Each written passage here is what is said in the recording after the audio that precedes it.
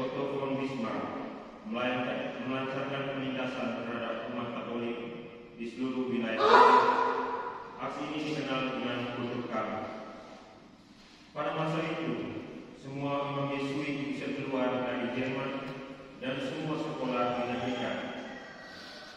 Aksi ini dilakukan lantaran ketakutan penguasa Jerman atas pengaruh gereja Katolik Roma yang dapat memecah kesatuan Kekaisaran Jerman. Di tengah situasi yang penuh dengan ketidakpastian ini, seorang imam diosesan berkebangsaan Jerman, Pembawa Cahaya, berani melawan situasi ini dengan mendirikan sebuah misi.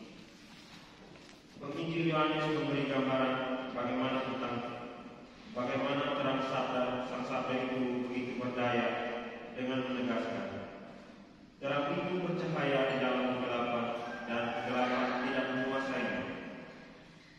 Bapak Arnold layaknya seorang tentara yang memegang secercah terang di tangan di tengah kegelapan ketidakmungkinan yang menghimpitnya. Dikisahkan bahwa ketika Arnold Jansen mendatangi beberapa toko untuk mendukung upaya pendirian rumah misi, banyak orang menganggapnya sebagai orang gila karena mengambil risiko di tengah situasi yang tidak mendukung sama sekali. Akan tetapi, betapapun gelap itu menghalau pandangan, kegelapan itu tidak dapat menutupi alur sebuah cahaya. Sekecil apapun terang itu nampak, terang akan tetap menerobos gulita. Betapapun setiap usahanya begitu dilakukan, Bapak Arnold pada akhirnya berhasil mendirikan serikat misi. Saudara sekalian yang dikasihi dalam Sang Sabda, melihat keberhasilan Bapak Arnold dalam panggilan hidupnya sebagai abdi Kristus, kita dapat bertanya, bagaimana mungkin dia dapat mewujudkan semua mimpi itu? Apa rahasia di balik kerja kerasnya sehingga rencana itu dapat terpenuhi? Secara pribadi, saya meyakini bahwa keinginan untuk mewujudkan sebuah serikat yang dibangkitkan bagi misi gereja ini tentu dapat tercapai semata-mata karena Arnold Jansen memiliki keyakinan yang begitu teguh terhadap kehendak Allah. Keyakinannya begitu kuat dan begitu tergambar dalam seluruh kisah perjalanan hidup dan karyanya. Kita dapat melihat hal ini dalam berbagai sikap yang begitu radikal melawan berbagai ketidakmungkinan atau bahkan lewat ungkapan-ungkapan sederhana yang sering kita kenal. Salah satu ungkapan yang bernada penuh kepercayaan yakni uang ada di saku para Jerman. Sekalipun begitu, kekurangan dalam hal dana, tetapi dia memiliki keyakinan yang teguh akan penyelenggaraan Tuhan yang tersalur lewat sesama. Kita juga dapat menemukan keyakinannya yang begitu mendalam lewat doa-doa yang begitu disiplin dia lakukan. Ya Allah, Engkaulah benar abadi, kami percaya kepadamu. Ia sungguh percaya kepada kehendak Tuhan, apapun yang terjadi di atas segalanya, kehendak Tuhanlah yang terutama. Kini telah hampir menginjak 150 tahun, cahaya kecil yang diragukan banyak orang karena kekelaman Kulturkampf di tahun 1875 itu telah meluas menuju berbagai belahan dunia. SPD Sejagat mengusung tema tahun jubileum 150 tahun ini menjadi saksi terang dari segala penjuru pada semua orang. Terang itu telah bercahaya di berbagai penjuru dunia di lebih dari 70 negara. Tema perayaan ini menuntut kita agar kita dapat menemukan cara yang terbaik sehingga kita yang telah menjadi pewaris terang yang diserahkan Arnold Jansen dapat menjaga nyala terang itu dan bahkan membagikannya kepada semua orang. Mengutip renungan Frater Iman pada Tribun hari kedua kemarin, saya ingin kembali mengajak kita untuk merenungkan inti dari misi kita sebagai abdi Sang Sabda yang ditegaskan para superior, yakni tentang pentingnya spiritualitas. Aspek ini hendaknya selalu menjadi roh yang menghidupi misi kita.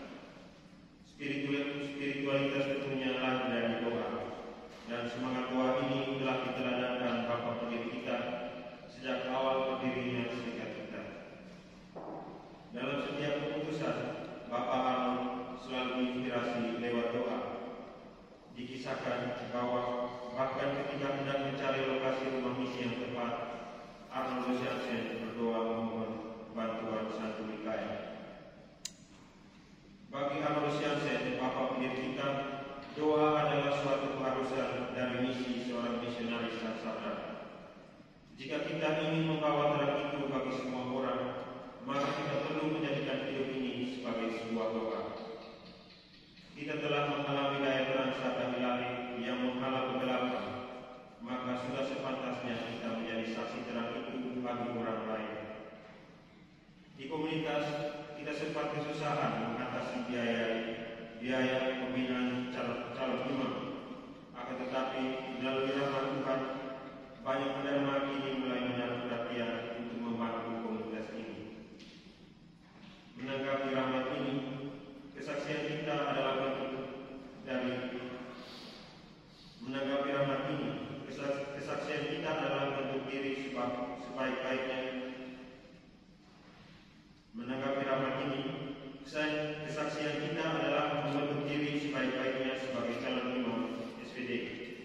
Di tengah masyarakat, kita tentu amat bersolidar dengan berbagai krisis yang dialami masyarakat, entah di dalam situasi kemiskinan, stigma terhadap kaum muda, masalah perdagangan orang, ataupun situasi krisis bencana alam. Akan tetapi kita bersyukur bahwa Allah dapat memberi terang rahmatnya lewat GPIC yang selalu berkecimpung membantu setiap orang yang membutuhkan. Di tengah dunia, kita saksikan begitu banyak krisis yang meresahkan, entah bencana alam, kemiskinan, dan terlebih perang yang tak berkesudahan. Akan tetapi kita bersyukur Tuhan masih memberikan terangnya lewat suara kenabian yang selalu digemakan tahta suci demi keadilan dan perdamaian di tengah dunia. Saudara sekalian yang terkasih, dalam seluruh sejarah penyelamatan kita, gereja telah mewariskan kita kisah bagaimana Allah tidak pernah ingin membiarkan kita terkurung di dalam kegelapan, melainkan selalu memberi kita cahaya. Bantuan Allah selalu datang, sekalipun menurut kacamata manusia, situasi sungguh tidak berpihak kepada kita.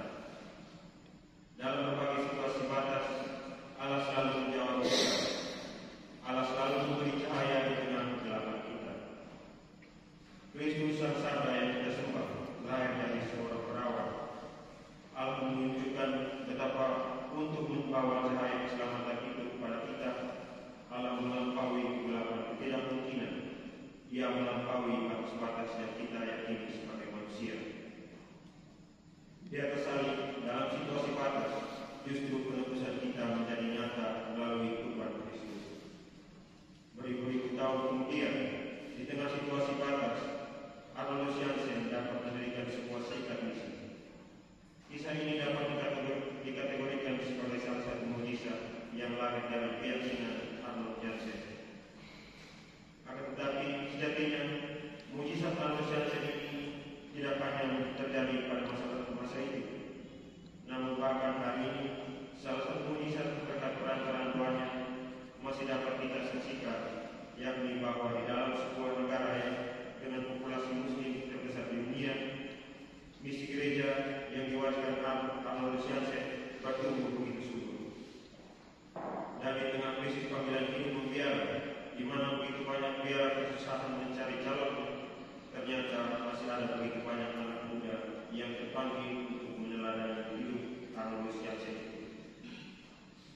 Semoga di tahun rahmat 150 tahun kehadiran SVD di dunia, di tahun jubileum penuh harapan ini, dan di hari peringatan pendiri kita Santo Arnold Rosiansen, kita semua yang mengikuti teladannya selalu mensyukuri segala rahmat dan berkat yang boleh kita terima di dalam komunitas ini, serta berani menjadi saksi terang di tengah kegelapan dunia dengan cara menjadi religius yang tetap memancarkan harapan di tengah situasi krisis yang terjadi.